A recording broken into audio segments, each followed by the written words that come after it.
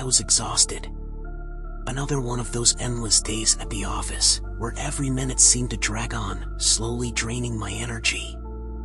The work, always the same, repetitive and meaningless, had a cruel way of leaving me drained. By the time I finally left, the sky was already dark, and all I wanted was to get home, collapse on the couch, and forget the world for a few hours. The walk to the bus stop was short, but that night it felt never-ending. The street lights blurred past me like shadows, each step heavier than the last. When I finally saw the bus, I felt immediate relief. I climbed the steps, greeted the driver with a nod, and looked for an empty seat in the back, away from the murmurs of the other passengers. The bus started moving, gently shaking as it made its way through the city streets. I sank into the seat, the muffled sound of the engine blending with the distant voices around me. The noise of the tires on the asphalt was almost hypnotic, a monotonous soundtrack that, somehow, made me feel even more tired. My routine was always the same. Take the bus, sit down, watch the city pass by the window while fatigue consumed me. But that night, there was something different in the air. A tension I couldn't quite identify, but it was there, subtle, like an invisible weight on my shoulders. My eyes began to droop, and I knew it wouldn't be long before I fell asleep. Maybe I should resist, try to stay awake until I got home, but the exhaustion was relentless. Before I knew it, my head dropped forward, and the world around me started to fade into a veil of darkness. I was on the edge of something unknown, and deep down, a part of me knew that this sleep would not be like the others. As soon as my eyes closed, I was swallowed by a deep darkness, as if I had been pulled into an endless abyss. There was no smooth transition, no light stage of sleep. It was as if the world had collapsed around me, and suddenly, I was somewhere else. The sound came first. A deafening roar that seemed to cut through the air, the kind of sound that makes your heart jump in your chest. I was in the middle of a road, the headlights blinding my vision, while the screeching of tires on asphalt filled my ears. Everything was happening too fast to react, too fast to understand. The impact hit me like a crushing blow, the kind of pain you can only imagine in your worst nightmares. I felt my body being thrown into the air, every bone cracking, every muscle contracting in agony. The ground rushed up to meet me with brutal force, and then it was all pain. The world spun around me, a blur of lights and shadows, as I tried to grasp what was happening. The smell of burnt rubber and blood filled my nostrils, and all I could hear was the irregular sound of my own breathing, punctuated by groans of pain I didn't even realize I was making. Confusion took hold of me. I couldn't process what was happening. It was as if my mind was fragmented, struggling to piece together a puzzle that made no sense. The pain was unbearable, every part of my body screamed for help, but there was no one there to hear. The asphalt was cold against my skin, and with every breath, I felt something was wrong, terribly wrong. And then, as abruptly as it began, everything stopped. The pain, the sound, the confusion, all vanished. I was back on the bus, my body intact, the world around me strangely calm. My hands trembled as I looked around, trying to make sense of what had just happened. But the bus kept moving, the other passengers in their seats, oblivious to my silent terror. My heart was still racing, the metallic taste of fear still present in my mouth.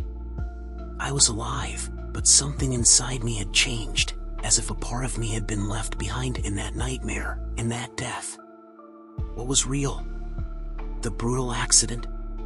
Or the bus where I now sat, breathing heavily, trying to convince myself it was all just a dream? But deep down, I knew. I knew something had broken, and that the world around me would never be the same again. When my eyes opened, I felt a wave of relief wash over me. I was on the bus, back in my reality, or at least it seemed that way. But something was wrong, something I couldn't immediately pinpoint. It was as if the air was thicker, charged with an invisible tension that made my skin tingle. The streets outside the window were deserted. That alone was strange. Usually, there was movement, people rushing, cars passing by. But now, nothing. The street lights cast long, eerie shadows, distorted in a way that seemed to defy logic. The asphalt looked darker, as if it had been coated with a layer of grime that absorbed all the light around it. I looked at the other passengers on the bus, but they seemed strange too. Their heads were tilted forward, as if they were asleep, but there was something unnatural about their postures. Some were swaying slightly, like puppets whose strings were being pulled by an invisible hand. Their faces were pale, expressionless, and their eyes, some of their eyes were open, but there was no life in them, only a disturbing emptiness. A chill ran down my spine when a woman sitting in front of me slowly turned her head to look at me. Her neck moved in an almost mechanical way, and when our eyes met, she smiled. But it wasn't a normal smile. It was too wide, as if her mouth had stretched beyond the limits of what was natural. Time seemed to stop as she held that frozen smile, and I couldn't look away, trapped by the growing terror inside me. I glanced at the clock on the bus's dashboard. It was 10:15 p.m. I waited a few minutes, but the hand didn't move. Time seemed stuck, frozen in that moment. When I looked again, it was still 10:15. I blinked, rubbed my eyes, but nothing changed. The world around me was trapped in an endless cycle, a loop with no end. I started noticing other details, trying to find some logic, something that made sense. The bus passed the same corners repeatedly, as if it were caught in a loop. The same convenience store with flickering lights, the same broken sign on the road, the same sound of a dog barking in the distance. Everything was out of place, but in a way that made my mind waver between reality and nightmare.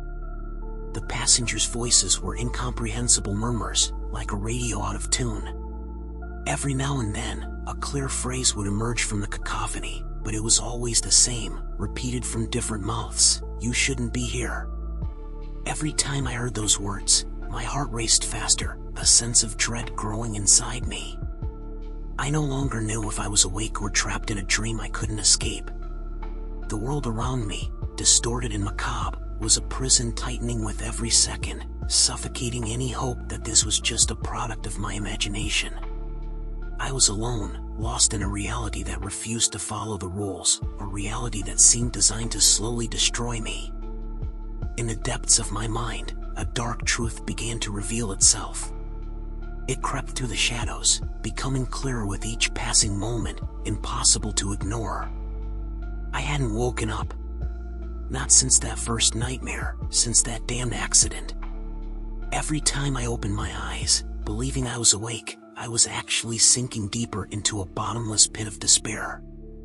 The bus, the streets, the repeated deaths, all of it was part of something bigger, something I couldn't fully understand, but could feel taking root inside me. It was as if the world around me was being shaped by my deepest fears, my anxieties, the decisions I had made throughout my life. Every attempt to escape, every brutal death, was a reflection of my terror of being trapped, of losing control. I began to notice that the details of my nightmare weren't random. They were disturbingly connected to me, as if they were being fueled by my own inner demons. The deserted streets reflected my loneliness, the fear of being forgotten, of making no difference. The distorted people, with their empty gazes, mirrored the emptiness I felt inside, the disconnection from the world, from others. And the cycle of deaths, it was the perfect punishment. An endless cycle of terror, where each attempt to escape only dragged me back to the beginning, to a new form of suffering. It was as if the nightmare was alive, feeding on my despair, growing stronger with every effort I made to flee. Finally, I understood that I would never wake up because I had never really woken up. This nightmare was my new reality, an eternal prison created by my own mind, by my own failures and regrets. There was no one to save me, no way out, no relief. I was trapped, condemned to relive this endless cycle of terror, with no hope of escape. Accepting this was the hardest part, but at the same time, inevitable. The despair that once consumed me began to give way to a strange resignation. There was no point in fighting anymore. Escape wasn't an option, and every attempt would only make things worse. So I stopped resisting. I stopped running. And with that, the terror became more tolerable, as if acceptance had calmed the beast that hunted me. Now, I walk the deserted streets, or sit silently on the bus, without fear, but also without hope. I know that every day, every hour, every second will be a repetition of the one before, an endless cycle of darkness and pain. But this is my new reality, and there is no escape. I am trapped, not by chains, but by my own fears and choices. And this prison, this eternal nightmare, is all that remains.